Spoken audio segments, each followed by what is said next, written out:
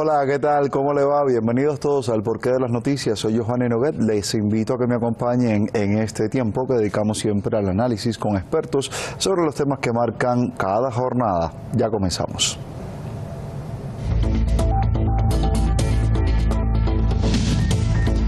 En su visita a Siria, el presidente de Irán, Seyed Ebrahim Raisi, se reunió con un grupo de líderes y comandantes de la resistencia islámica. Además, criticó la normalización de las relaciones con el régimen sionista. Kremlin anuncia investigación en curso sobre el reciente ataque con drones de Ucrania. Aseguran que Rusia se reserva el derecho de tomar medidas de represalia donde y cuando lo considere oportuno. Más tensión entre México y Estados Unidos. Presidente mexicano critica nuevas agresiones norteamericanas, denuncia uso de su país por parte de Washington para sacar ventaja a 18 meses de los comicios presidenciales. Entramos en materia. El presidente de Irán, Seyed Ebrahim Raisi, considera que está cerca del colapso del régimen israelí. Afirma que la resistencia sería la única vía para enfrentar a Israel. Veamos los hechos, luego el análisis. Seyed Ebrahim Raisi, presidente de Irán, de visita en Siria, se ha reunido con un grupo de los líderes y comandantes de la resistencia islámica. En el encuentro criticó la normalización de las relaciones con el régimen sionista. Afirmó que ahora la iniciativa está en manos de los combatientes palestinos y no en la mesa de negociación. Ellos obligaron a algunos países a normalizar las relaciones con el régimen sionista. El asunto llegó a tal punto que los mismos países que estaban a favor de normalizar o moderar con el régimen sionista se dieron cuenta de que no hay otra opción que la resistencia frente al régimen sionista. El mandatario iraní indicó que está cerca el colapso del régimen de Israel. Añadió que el enemigo sionista viola los derechos de los palestinos con toda fuerza. Por eso los musulmanes también deben aprovechar todas sus capacidades para hacer justicia a favor de los palestinos. Respecto a la causa palestina, consideramos que hoy necesitamos más que nunca la unidad entre las fuerzas palestinas y las de la resistencia en todo el mundo, porque la unidad puede tener un papel primordial en la derrota del régimen sionista.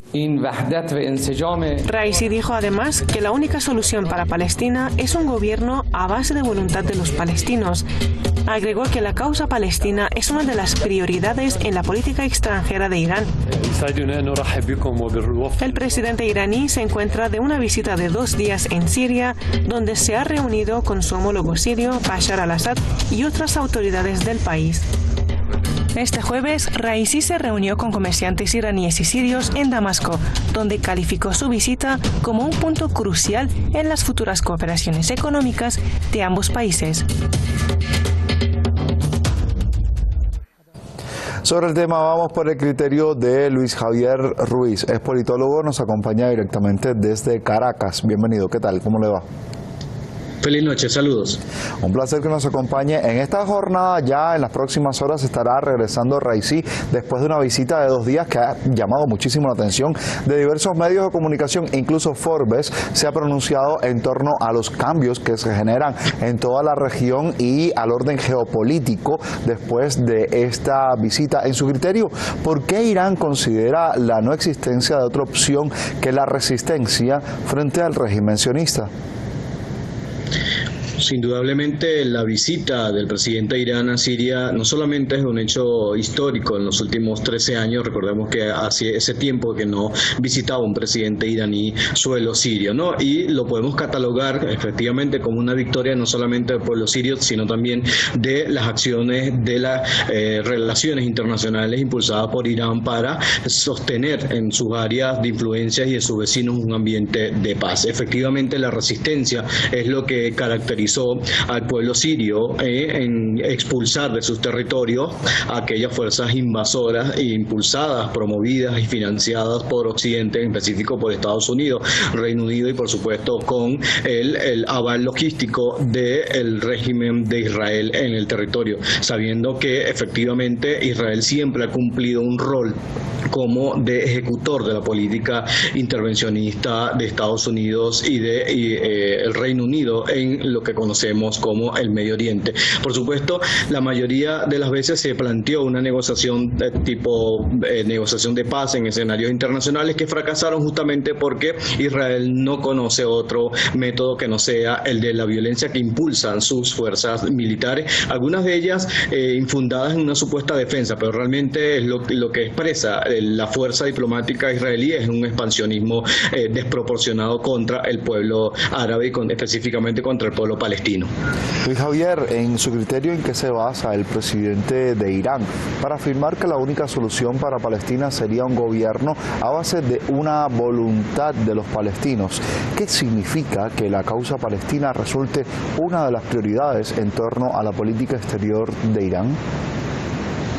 Uno de los ejemplos vivos o más recientes que podemos tomar acerca de lo que implica la unidad nacional lo tenemos ahora mismo en Siria. Uno de los elementos que garantizó la victoria del ejército sirio y del gobierno sirio sobre los invasores fue específicamente la unidad de todos sus actores, unidad de los civiles, los militares, de sus factores económicos. La crítica que se le hace fundamentalmente a los movimientos de resistencia palestina es justamente esa, la incapacidad que se ha presentado para cohesionarse, para delimitar una acción conjunta tanto al interno como hacia lo externo, y todo ello es por las diversas interpretaciones que se tiene acerca de cuál debería ser la lucha para enfrentar al régimen de Israel y a las fuerzas invasoras. Algunos incluso se han prestado para malas interpretaciones acerca de la lucha palestina y que por supuesto han buscado sacar provechos que nada tienen que ver con el pueblo palestino dentro de toda esta lucha. Me refiero a otros países de la llamada Liga Árabe que por supuesto en algún momento se han prestado para que el sionismo siga expandiendo sus fuerzas y sus dominios en territorios que no le pertenecen. Y por supuesto que los palestinos puedan sentirse representados en un gobierno que legítimamente y popularmente vele por sus intereses, también va a hacer que el pueblo palestino continúe la lucha y se mantenga pie firme contra la invasión sionista en el territorio que ancestralmente le corresponde. Le agradezco que nos haya acompañado en esta jornada, por su tiempo, también por el análisis que nos ha brindado. Hasta un próximo encuentro. Hasta luego. Vamos a avanzar. Segundo tema, reacciones desde Rusia al ataque ucraniano con drones al Kremlin. Le contamos.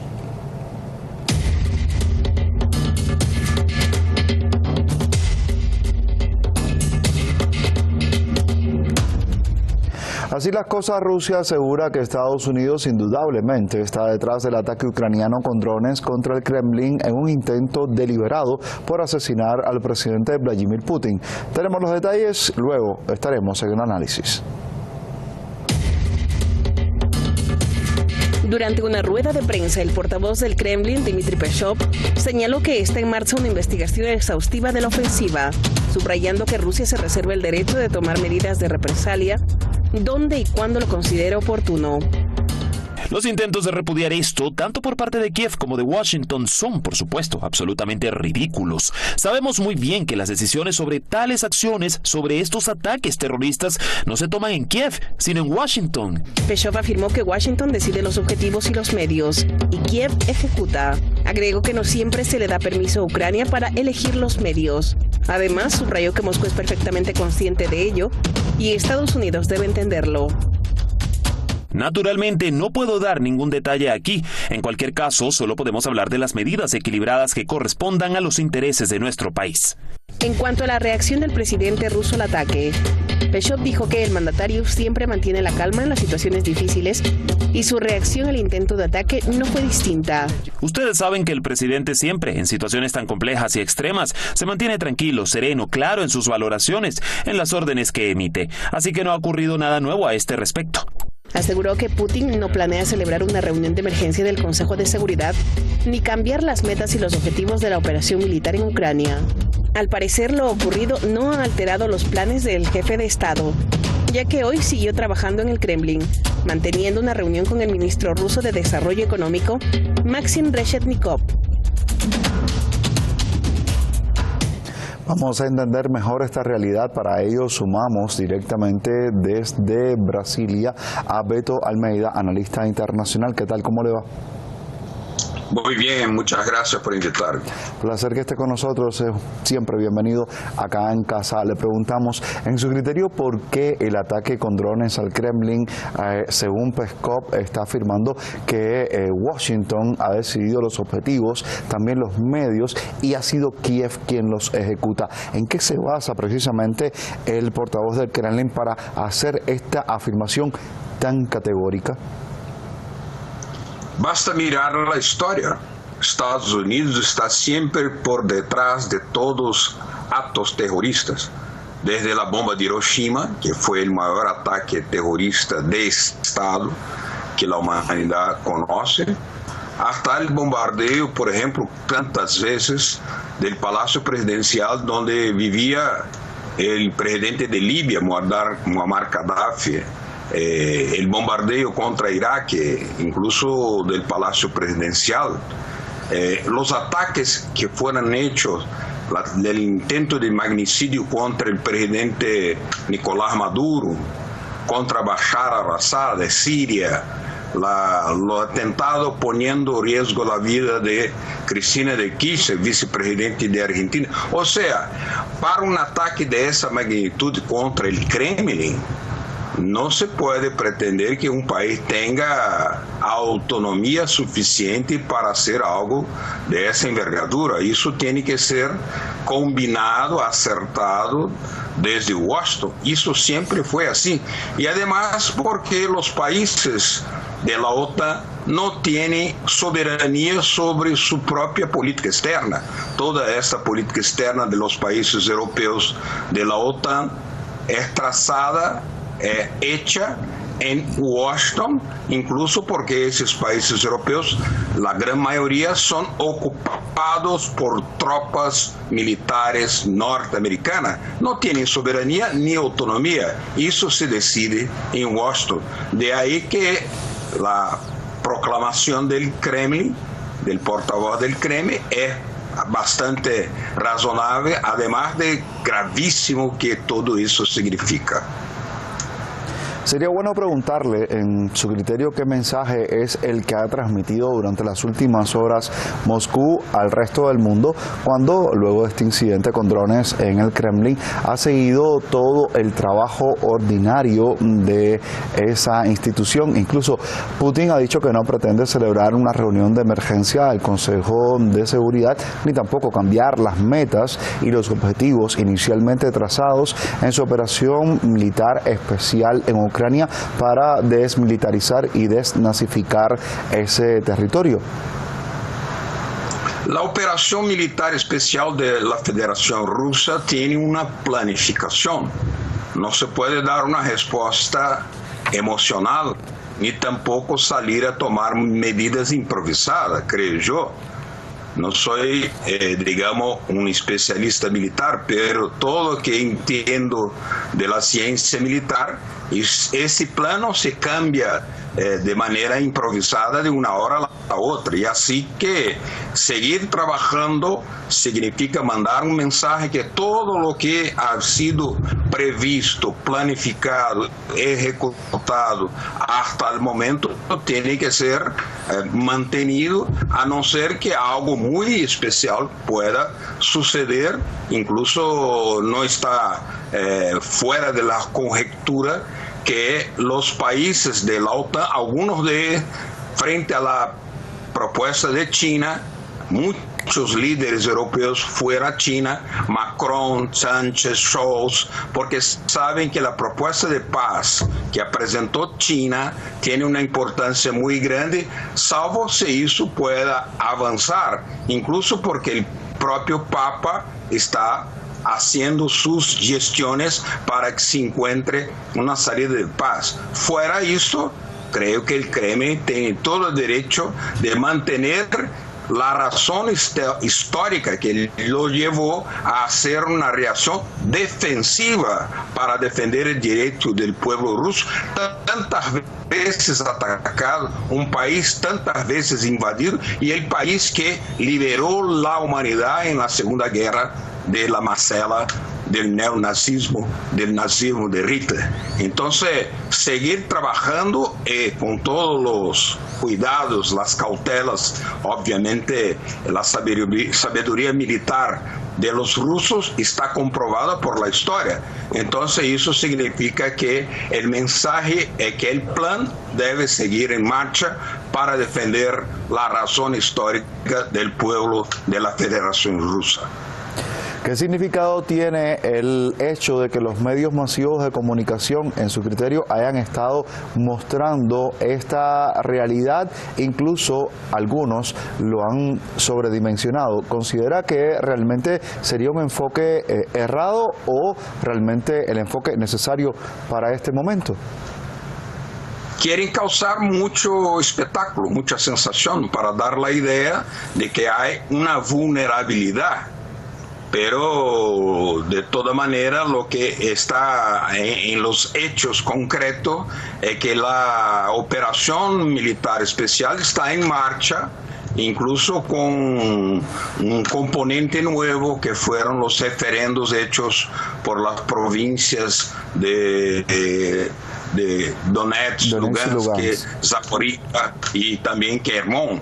Y también la soberanía por el referendo que ha conquistado la Crimea. Entonces, eso significa algo que es una planificación, paso sólido, con la participación de la gente, y que eso significa, a pesar de todo, a pesar de lo lamentable que sean las pérdidas de vida, una operación para defender históricamente un derecho de un país que siempre ha defendido la Carta de las Naciones Unidas, al contrario de Estados Unidos, que ha bombardeado siempre y que en ese exacto momento tiene bases de penetración, de infiltración en varios países, incluso ocupando ilegalmente Siria, donde está rapinando petróleo.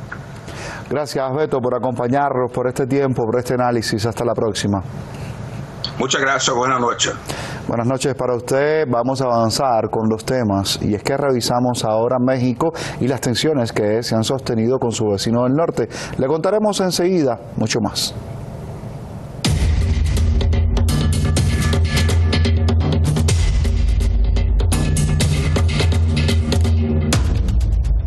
El presidente mexicano Andrés Manuel López Obrador denuncia que Estados Unidos ha usado a México y las drogas, en este caso el fentanilo, para sacar beneficios políticos de cara a las elecciones presidenciales previstas para 2024. Veamos. Más tensión entre México y Estados Unidos. El presidente mexicano critica nuevas agresiones norteamericanas. Denuncia que México esté siendo utilizado en Estados Unidos como un chivo expiatorio. Primero con la cuestión migratoria y ahora con el problema del fentanilo, para sacar ventajas, dice, a 18 meses de los comicios presidenciales. Van a celebrarse elecciones en Estados Unidos. Nos agarraron de piñata para sacar raja política o politiquera. El mandatario izquierdista tildó a Washington de hipócrita en su lucha contra el fentanilo, un opioide sintético 50 veces más tóxico que la heroína y 100 veces más fuerte que la morfina. Entonces esa crisis, esa pandemia que no han podido enfrentar, pues quieren utilizarla de manera tramposa para culpar a México. López Obrador reprobó también la narrativa xenófoba y políticas antimigración de Washington.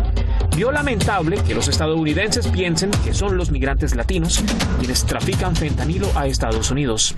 Es lamentable que un país, una nación cuya grandeza se construyó con migrantes, ahora se tenga esa actitud antimigrante. Las denuncias de López Obrador vienen luego que el líder progresista acusara una y otra vez a la Casa Blanca de injerencia en asuntos internos de México y apoyo financiero a ONGs opositoras.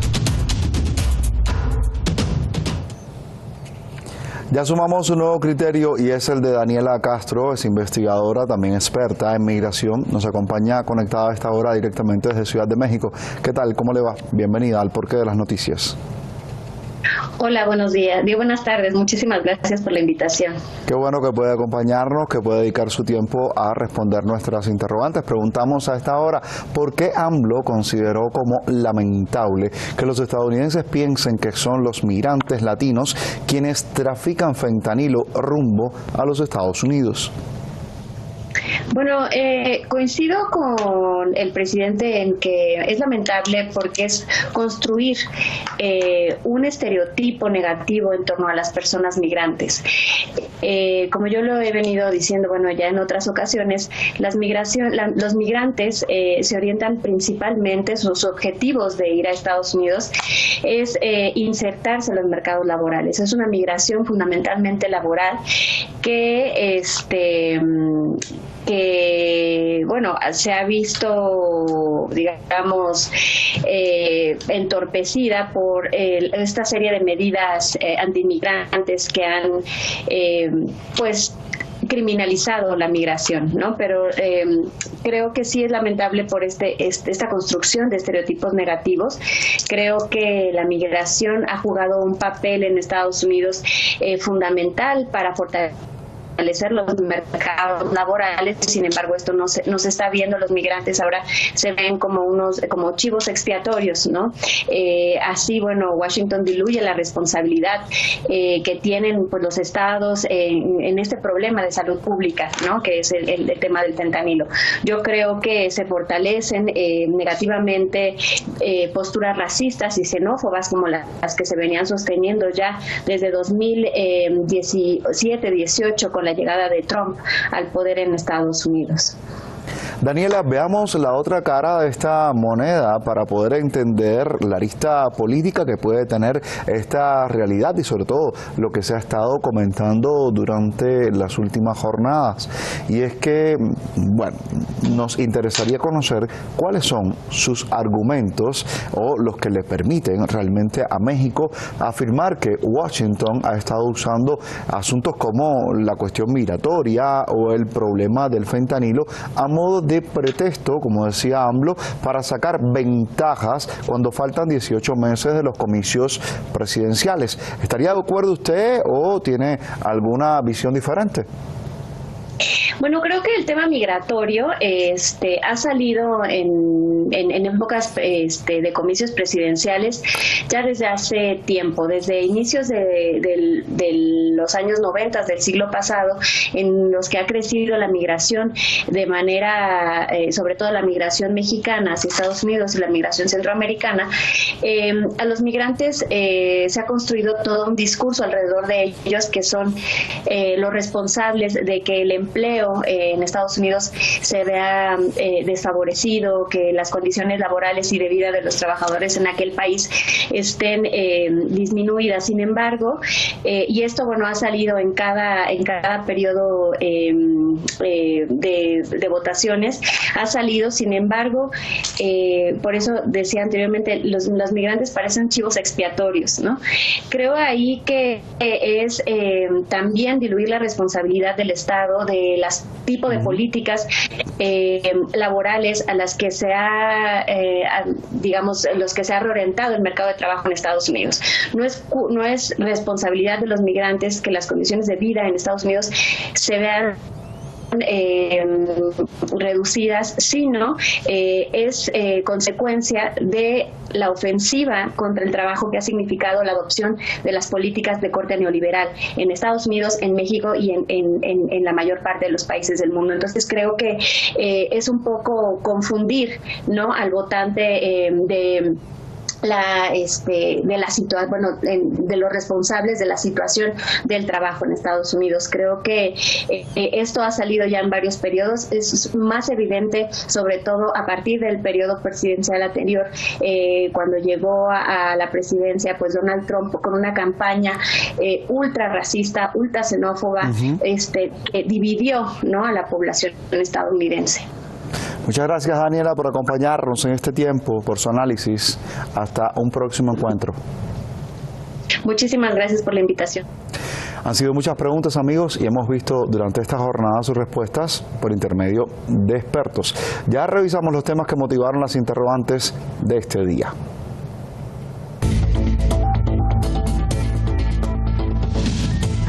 En su visita a Siria, el presidente de Irán, Seyed Ebrahim Raisi, se reunió con un grupo de líderes y comandantes de la resistencia islámica. Criticó además la normalización de relaciones con el régimen sionista. Kremlin anuncia investigación en curso sobre el reciente ataque con drones de Ucrania. Aseguran que Rusia se reserva el derecho de tomar medidas de represalia donde y cuando lo considere oportuno. Más tensiones entre México y Estados Unidos. El presidente mexicano critica nuevas agresiones norteamericanas. Denuncia uso de su país por parte de Washington para sacar ventaja a 18 meses de los comicios presidenciales. Así es como llegamos al final de este nuevo Porqué de las Noticias. A usted la invitación para que se quede siempre con nosotros y el agradecimiento por la preferencia. Somos hispantv.com. Será hasta la próxima. Nos vemos.